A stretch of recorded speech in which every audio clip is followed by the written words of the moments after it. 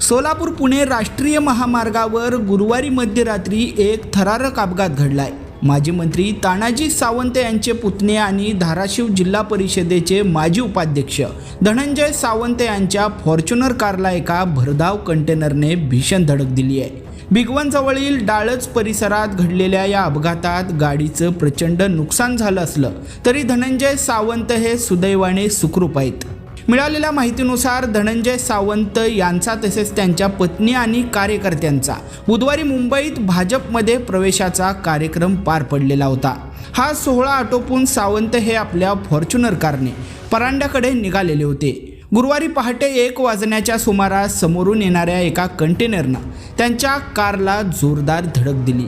या अपघाताची तीव्रता इतकी भीषण होती की यामध्ये गाडीचा अक्षरशः चक्काचूर झालाय। या भीषण अपघाताच्या घटनेत सुदैवाने कोणतीही जीवितहानी झालेली नाहीये। या अपघातामध्ये धनंजय सावंत हे सुरक्षित आहेत, तर चालक व सुरक्षा रक्षक हे दोघेही किरकोळ जखमी झाले असून त्यांना उपचारासाठी तातडीने नजीकच्या रुग्णालयात दाखल करण्यात आलेलं होतं।